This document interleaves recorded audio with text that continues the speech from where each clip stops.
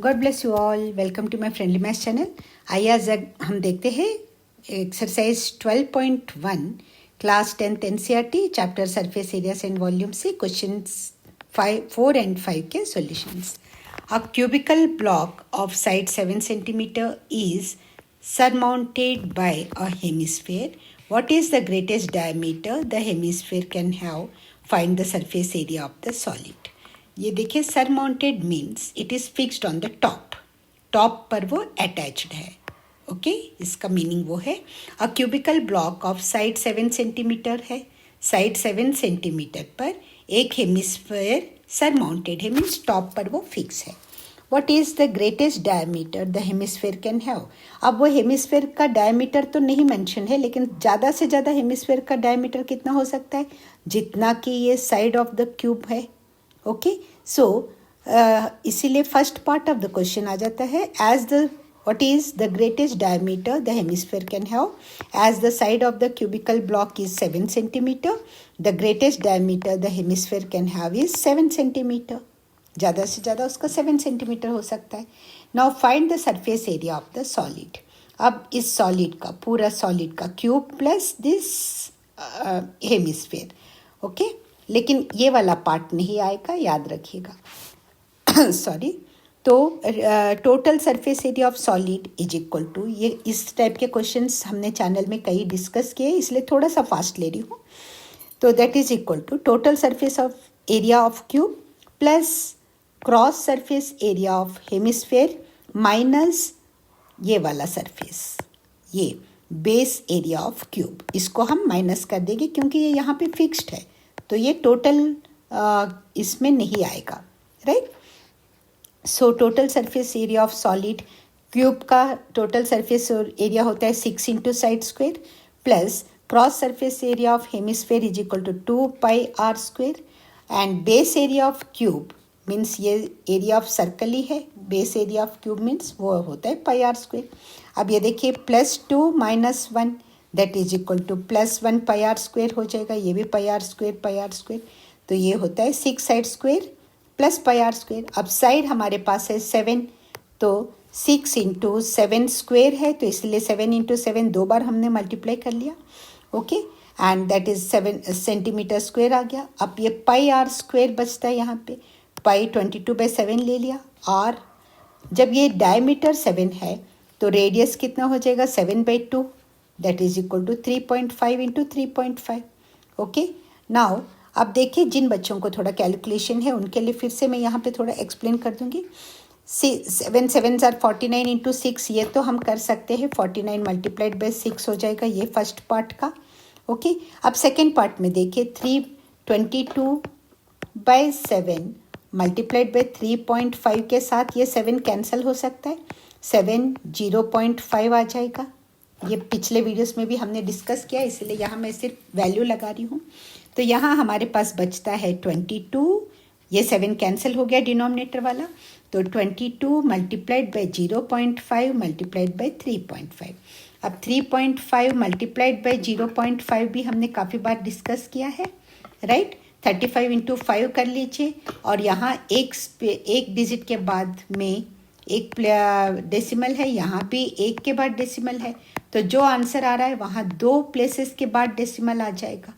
Okay तो ये जब हम करेंगे इसे, और 35 5 आप सिंपली कर रहे हो, 35 5 5 5 25, 2 carry over, 5 3 15 plus 2 17। Okay 5 5 25, 2 carry over, 5 3 15 plus 2 75। तो ये 3.5 इंटू 0.5 है, इसलिए ये 1.75 हो जाएगा। अब 1.75 में हमें 22 मल्टीप्लाई करना है, राइट, क्योंकि यहाँ 22 भी है। ओके तो जब हम 22 मल्टीप्लाई करेंगे और तो हमें मिलता है 38.50। ओके और यहाँ से मिल रहा है 294। जब हम इन दोनों को ऐड करेंगे 294 मतलब है 294.00 ओके और इसमें हमें ऐड करना है 38.50। तो इस तरह आप लिख करके ऐड कर लोगे, 0 + 0 0, 0 + 5 5, 4 + 8 12, इस तरह से हम ऐड करते आ जाएंगे, तो हमें मिल रहा है 332.5 स्क्वायर सेंटीमीटर। ये हो गया इसका answer. The surface area of the solid is 332.5 square centimetre. आइए देखते हैं next question. A hemispherical depression is cut out from one face of the cubical wooden block such that the diameter L, देखिए यहाँ हमें variable में दिया है, diameter L of the hemisphere is equal to the edge of the cube.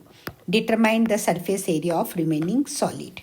बहुत ही easy question है, बिल्कुल difficult नहीं है, बस देखते हैं logic. Diameter of hemisphere L दिया हुआ है, डायमीटर ऑफ हेमिस्फेयर L दिया हुआ है, और क्वेश्चन में ये भी दिया है कि ये डायमीटर इसके एज के बराबर है, राइट।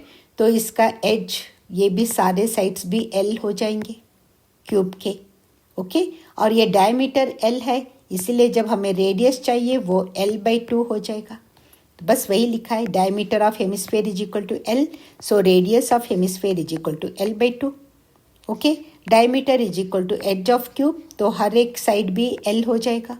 अब surface area of remaining solid फिर फटाफट निकालते, बिल्कुल जैसे पिछले इसमें निकाले थे, क्योंकि ये डिप्रेशन, ये हेमिस्फेयर सॉरी, ये hemisphere depression is cut out, इसका डिप्रेशन है, तो इसका हमें क्या आ जाएगा, क्रॉस सरफेस एरिया निकालना है इसमें हमें।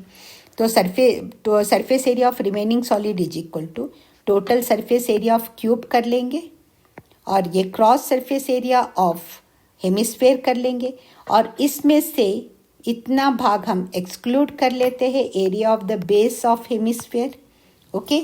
Area of the base of hemisphere वो सर्कुलर में आता है, इसलिए πr² है, तो 6 साइड स्क्वेयर क्यूब का टोटल सरफेस एरिया, और cross surface area of hemisphere 2πr², और area of the base of hemisphere πr² है।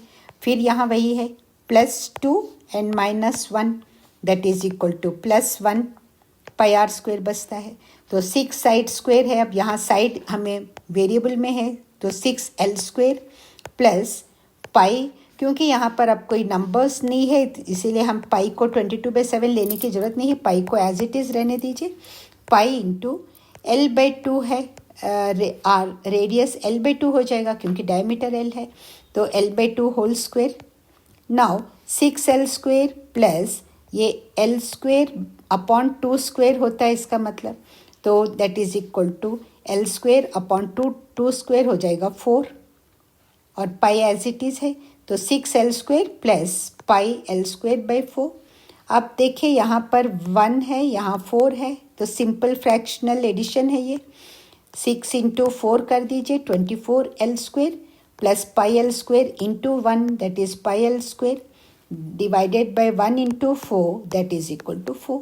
सिंपल फ्रैक्शनल एडिशन इसी तरह करते हैं हम।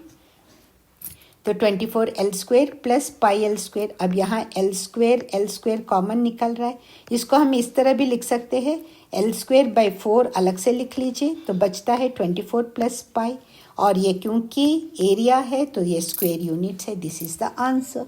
अगर ये वीडियो आपको अच्छा लगा है, दोनों क्वेश्चंस आपको समझ में आ गए हैं, तो प्लीज़ इस वीडियो को लाइक कीजिए, और अगर आपने चैनल को सब्सक्राइब नहीं किया है सब्सक्राइब कर लीजिए, एंड अपने फ्रेंड्स तक प्लीज़ इसे शेयर कीजिए। Thank you so much for watching, all the very best.